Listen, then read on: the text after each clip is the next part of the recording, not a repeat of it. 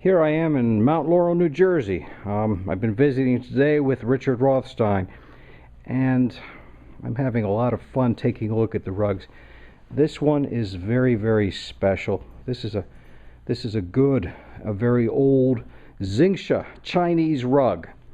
They're best known for the yellowish fields with a blue design. And you know, the blue creates the frame around the center. It's got the medallion in the middle of it, and it's just a really nicely done antique rug. Ningxia is a very interesting rug. The Ningxia rugs are made in Ningxia Hui province, and the Hui Hui, and my pronunciation of Chinese is worse than my pronunciation of many other languages.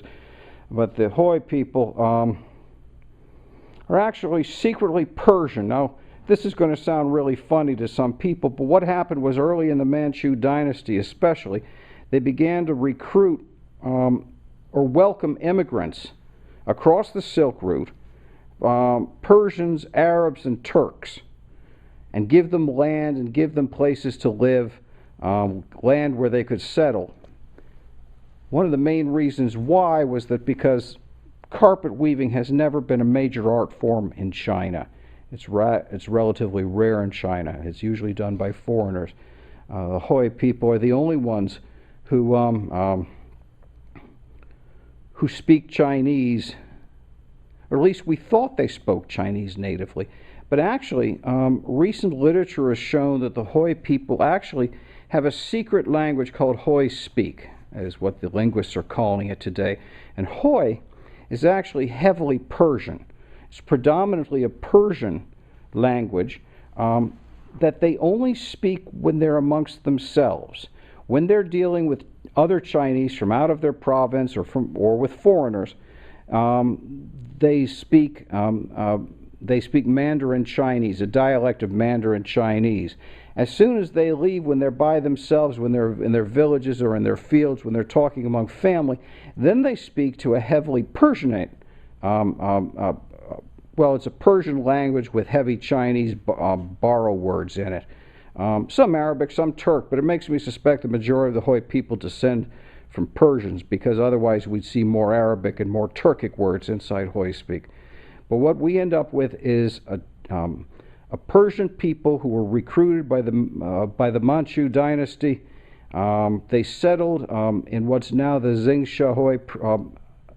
Ningxia Hui Autonomous Province, and there's about 9.5 million of them Hui who live right in that province. Many of the rugs, we used to call this Western China, but that's not really accurate. This is from North Central China. It's bordered by the Great Wall.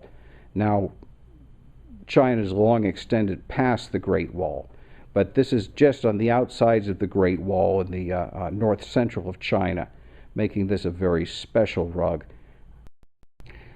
Looking at the back of the rug, I see it's two alternating lines of wefts in between each row of knots. It's actually rather, it's very similar to the Persian style.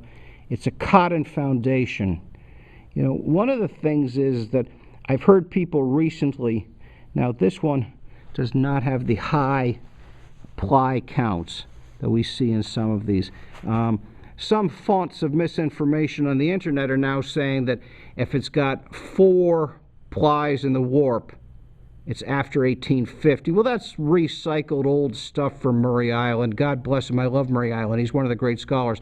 But when we take a look at the records, the auction records, when we take a look at the places where rugs have been analyzed, we frequently see rugs older than 1850 with higher ply count, especially in Mogul carpets and also in Chinese carpets. The idea is that it had to be mill spun or machine spun. Well, that doesn't take into account that there were spinning machines before they were mechanized. I mean, they weren't motorized.